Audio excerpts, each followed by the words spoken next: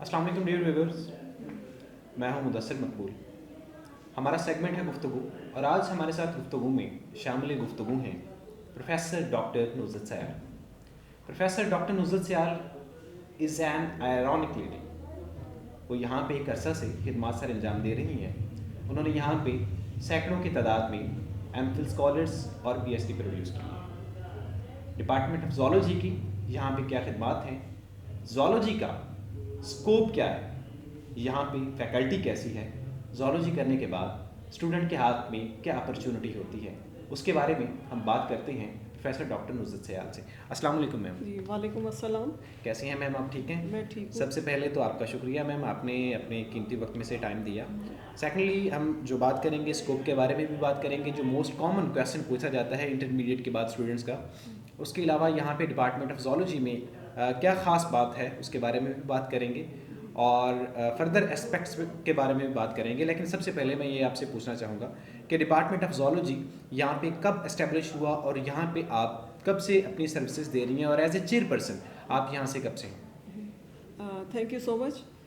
ये एक बहुत ही सक्सेसफुल स्टोरी है हमारे डिपार्टमेंट ऑफ ज़ूलॉजी की। अल्हम्दुलिल्लाह कि हमारी ये सारी अचीवमेंट्स जो हैं आलमोस्ट नियर है कि हम इसको जो अचीवमेंट हम लेना चाह रहे थे वो आलमोस्ट हमारे आती जा रही हैं हमारे पास। तो सबसे पहले मैं जिक्र करूँगी कि मैंने एज ए यहाँ पे जब ज्वाइन किया यूनिवर्सिटी को, ये 1988 की बात है। ओके।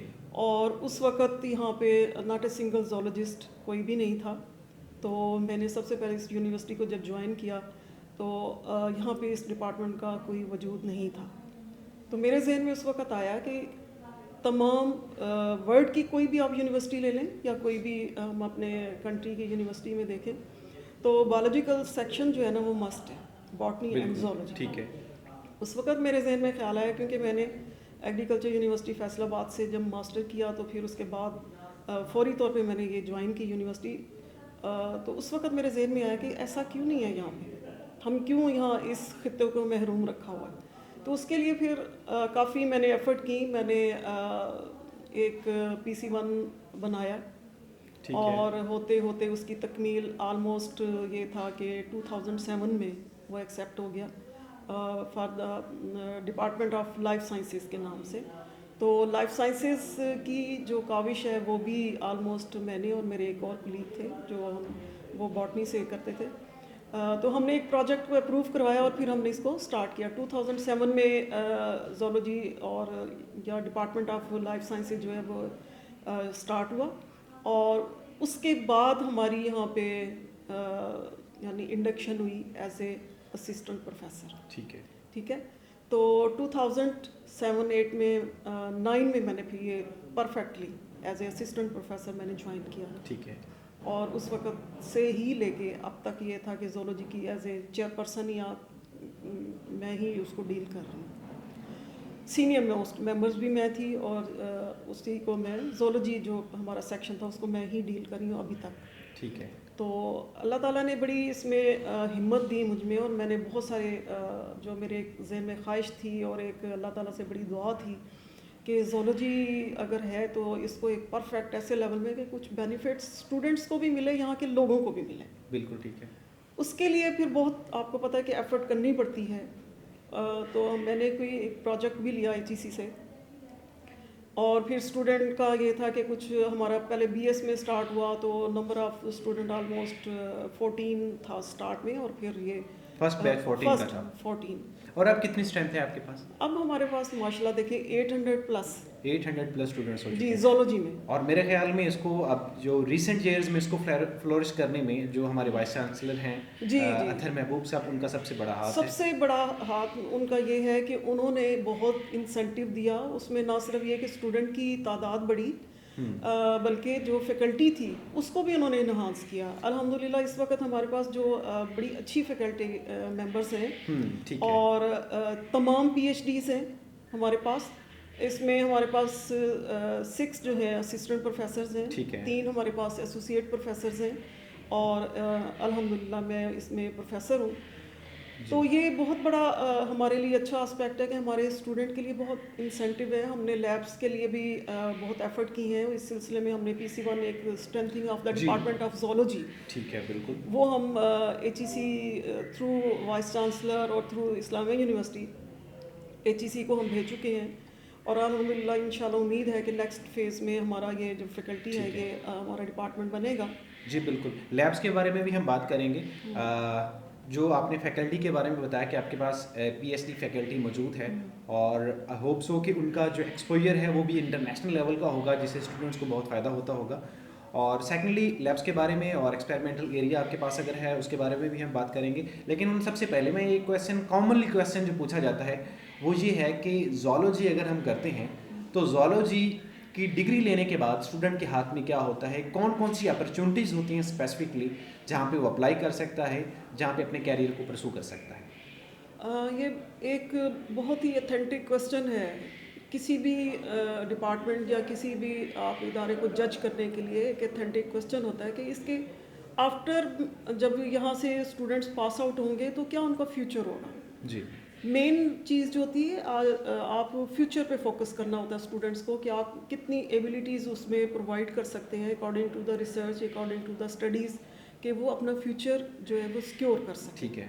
آپ نے اسکوپ کے بارے میں پوچھا کہ کیا اس کا اسکوپ ہے, کون کون سی فیلڈس ہم کہتے ہیں, تو بے تحاشا فیلڈس ہیں. یہ میں بتانا چاہوں گی کہ zoology is a basic department ہے. اس میں تمام ہم جتنے جیسے آپ کہتے ہیں کہ اور ڈپارٹمنٹس ہیں اس میں فزیولوجی یا دس اینڈ دیٹ, تو ہمارا ڈپارٹمنٹ بھی تمام اس اسپیکٹ میں ہے کہ ہم ایچ اینڈ ایوری جو سبجیکٹ ہے اس کو کور کرواتے ہیں.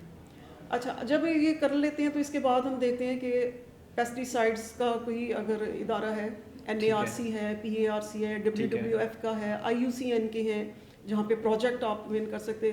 پھر اس کے بعد ہمارے اسٹوڈنٹ نے بہت سارے فل برائٹ اور دوسرے جو اسکالرشپس ہیں وہ بھی ون کیا. NRC میں یا اس میں جو پیسٹیسائڈس کے اس میں ایز اینٹومالوجسٹ جا سکتے ہیں, اینٹومالوجسٹ بھی جا سکتے ہیں کیونکہ زولوجی میں دیکھیں تمام ایریاز کور ہوتے ہیں. جی بالکل. ٹھیک ہے, تو جب وہ ایز اے اینٹومالوجسٹ آپ کہہ سکتے ہیں یا ان کو وہ ہم نے ٹیکنیکس بتائی ہوئی ہیں کہ کیسے how to detect, how to identify the insects.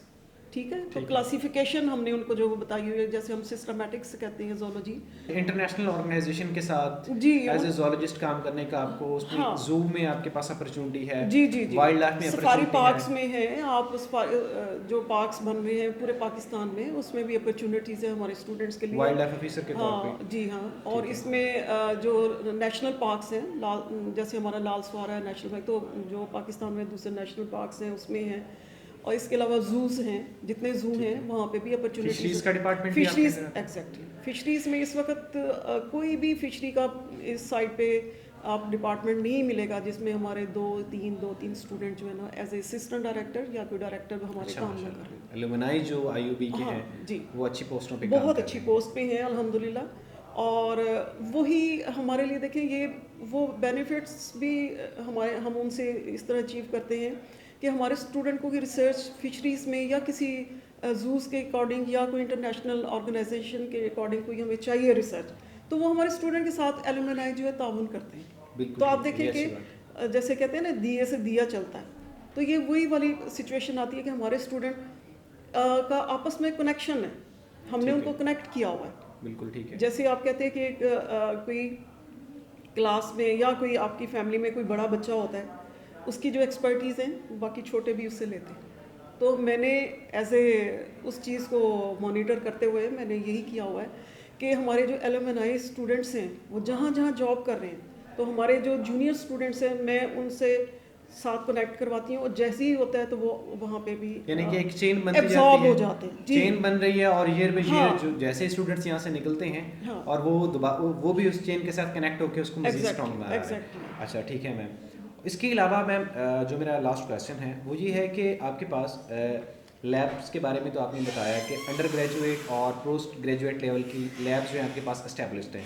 کہ آپ کے پاس ایکسپیریمنٹل, چونکہ زولوجی میں میرے خیال کے مطابق زولوجی میں بہت سارے ایکسپیریمنٹس کرنے ہوتے ہیں, اور جتنے بھی بلکہ جو ڈاکٹرز بھی ایکسپیریمنٹ کر رہے ہوتے ہیں وہ بھی ہیومن کی بجائے اینیملس کو پریفر کرتے ہیں, ان کے اوپر ایکسپیریمنٹس کیے جاتے ہیں, پرفارم کیے جاتے ہیں میڈیسن پوائنٹ آف ویو سے بھی دیکھیں. تو ایکسپیریمنٹل ایریا یا میوزیم، کیا آپ کے پاس اس کے اوپر اسٹیبلشڈ ہے یا اس کے اوپر ورک ہو رہا ہے، انڈر پروسیس ہے، اس کی کیا سچویشن؟ جی، اس سلسلے میں ہم نے ایفرٹ کی ہوئی ہے کہ ہم نے PC1 جو ہے وہ سبمیشن تین ہمارے PC1 جو ہے سبمیشن اس وقت ہو چکی ہے اور وہ پروسیس میں ہے.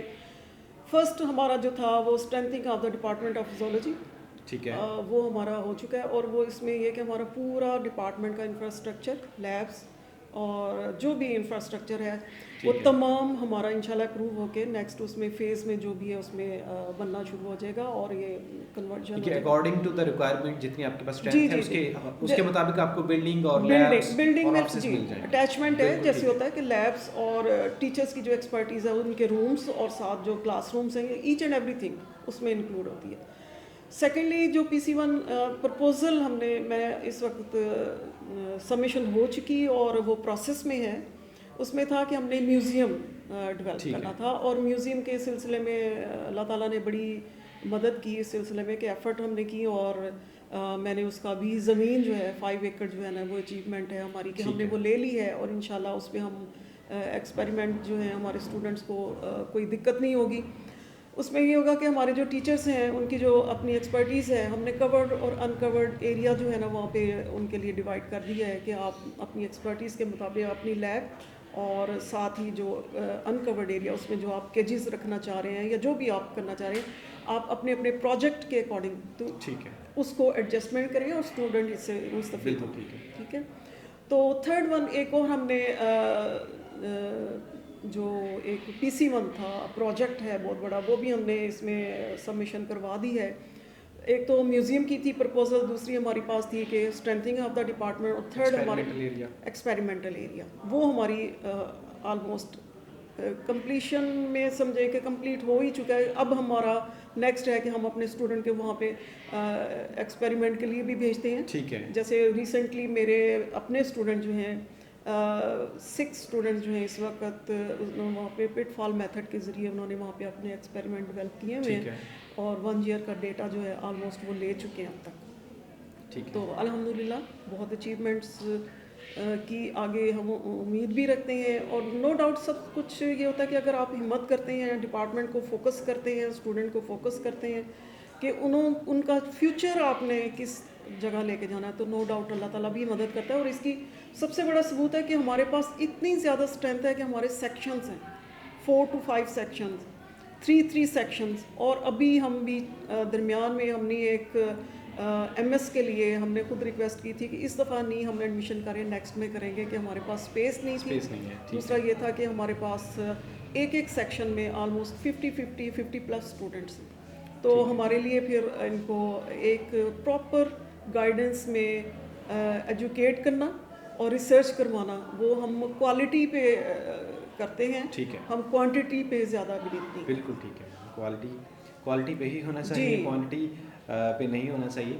ویسے تو ناظرین آپ سنتے ہیں کہ ہمت مرداں مدد خدا، لیکن پروفیسر ڈاکٹر نصرت سیال نے خاتون ہونے کے باوجود یہ ثابت کر دیا ہے کہ اگر آپ کے پاس ہمت ہے، آپ کے پاس جذبہ ہے اور آپ کے پاس صلاحیت ہے اور آپ کے پاس کنسسٹنسی ہے تو آپ کوئی بھی جو لینڈ مارک ہے اس کو اچیو کر سکتے ہیں. اس کی سب سے بڑی زندہ اور واضح مثال ڈپارٹمنٹ آف زولوجی کے اسٹیبلشمنٹ ہے. اس کے لیے ایکسپیریمنٹل ایریا ہے، اس کے لیے زولوجیکل میوزیم ہے، لیب اسٹیبلشمنٹ ہے اور اسٹرینتھنگ آف ڈپارٹمنٹ ہے.